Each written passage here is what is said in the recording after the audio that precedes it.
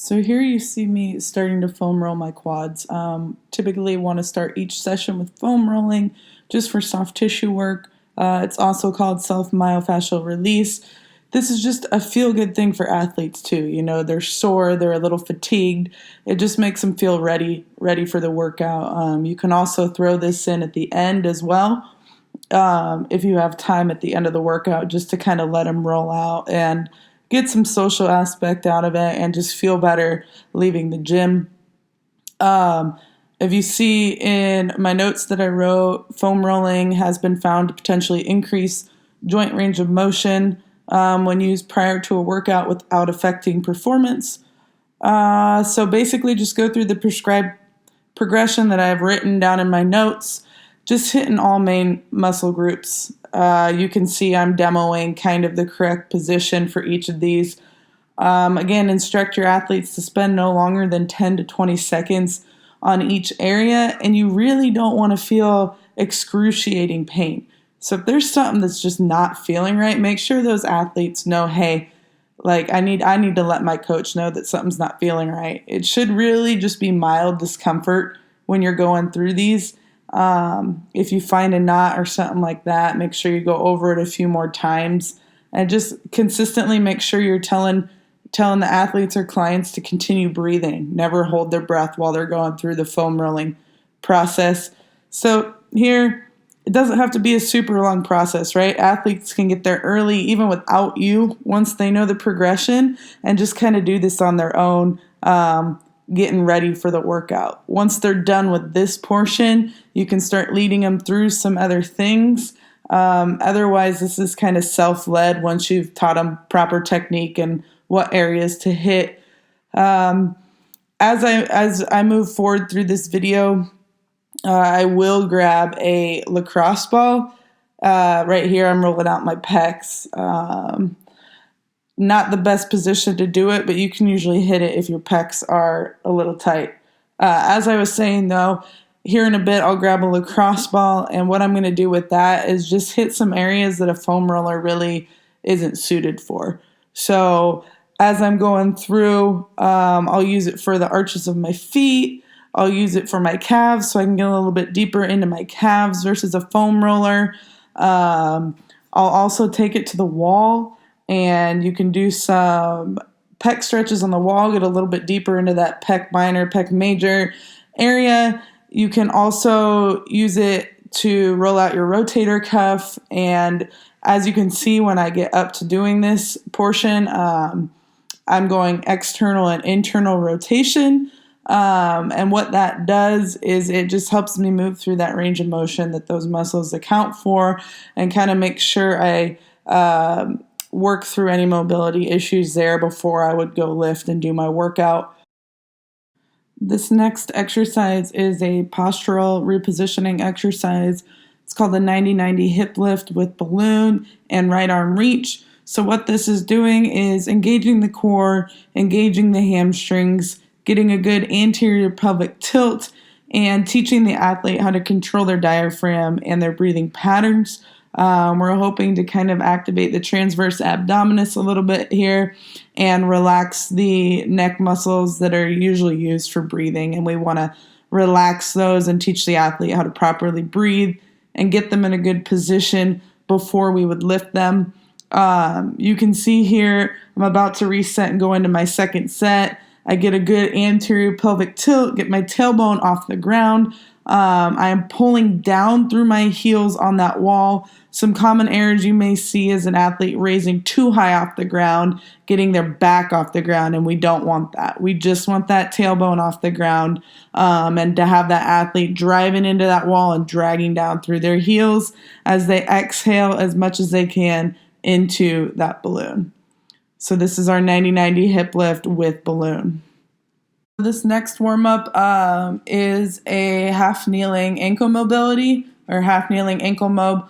All it is just getting some mobility in that ankle flexion there. It can inhibit you on a squat. Some common errors you may see is heel coming up off the ground or knee wanting to dive in medially. Just make sure that knee is going in line with your toe and heel is staying on the ground as the athlete works through this motion, and you should be all set. Next lift is a supine bridge. Just make sure the athlete has their core engaged. Sometimes athletes will want to arch their low back, kind of getting that false hip extension. Here we want the glutes firing really to get that hip extension. So we're just teaching the athlete how to do that on the floor in a position where it's not going to challenge them a lot. This next one is called a 3-point extension rotation, just to get some thoracic mobility and really open up that upper back area. Just make sure that the athlete's engaging their core, has a neutral spine, and is moving through a full range of motion for that specific athlete. As we move forward, okay, we're going to start moving a little bit more, getting the blood flow going. This first one is a bear crawl, hands and knees. Back is slightly rounded up, eyes are straight ahead, and I'm moving opposite hand, opposite knee as I'm going through, keeping my knees inside of my body. A lot of athletes will want to drive that knee outside of their body. On the way back, I'm going to turn around in a plank position. Same thing, opposite hand, opposite foot, moving simultaneously, trying to keep a neutral spine, core engaged. Knee doesn't drive any further than my belly button, and I'm controlling that movement, knees inside my body. Next one, we'll progress to standing movements. Okay, so here you can see I'm not very good at it as far as my mobility goes, but this is a back to wall shoulder flexion. My back should be neutral against the wall with ribs going down, core engaged as I extend up. I don't want to get lumbar extension going on there, and I'm just trying to get my thumbs to the wall without bending my elbows, and you can see I'm struggling with that. In that one, you also don't want a forward head posture, so just watch your athlete's head as they're going through it. This next one is called a wall slide at 135 degrees. So all I'm doing here is controlling my scapular upward rotation, trying to get some mobility there, which is huge for baseball athletes learning this position. I'm in left stance, so my left foot's back. I'm sinking into my left hip. My core's engaged. My knees are slightly bent. And I'm just working on this range of motion, which isn't as easy as it looks. I'm getting a little bit of a shoulder shrug in here. You want to somewhat keep that out of the way, but not too terrible from what I'm doing. But again, I know how to coach myself out of that. This next progression, we're going to start moving a little bit more in a standing position. It's a bowler squat.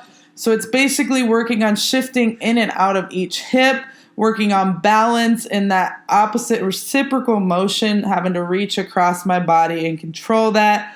So it's a little mental stimulation, and it's also warming up my lower body while I work on balance. So it's kind of an all-encompassing warm-up, which is kind of the goal, right? Kill as many birds as you can with one exercise. I'm working on a lot here, but it's efficient and it's effective. Next one is a knee pull, opposite arm, opposite hand, reaching. I'm setting my foot down and taking a step out. A lot of times athletes just want to step right away. This kind of gets some mental stimulation going on as well. Also making sure I have a forward lean and I'm not leaning backwards as I go. That's something you may see. Okay, on the way back, I'm doing a lunge with rotation. So I'm rotating my elbow to my opposite knee. I'm getting some thoracic rotation in there as I go. I'm staying low, making sure I'm not taking too big of a step. So these are all things you want to look out for with your athletes as you're going through this. Next one that I'm going to go through is called a frontal plane walk. So I'm working on motion in the frontal plane, some hip mobility in the frontal plane. Left foot is always behind. Okay, I'm making sure my foot is planted before picking up my other foot, and I'm timing my arms out like I'm running. Okay, on the way back, my left foot is still behind, kind of that left stance, postural type mindset. Here, athletes tend to get confused on their arms. They want to go same arm, same leg, so just make sure you correct that, and you're looking for that to make sure they have those proper running mechanics as they're going through this motion. Lastly here, I have a lateral lunge with overhead reach. So this is great for baseball athletes. They need to be powerful in the frontal plane. They need to be strong and be able to accept that that position in the frontal plane, and they also need to have the mobility to go overhead. So I love this for baseball athletes, and you can see here how to do it.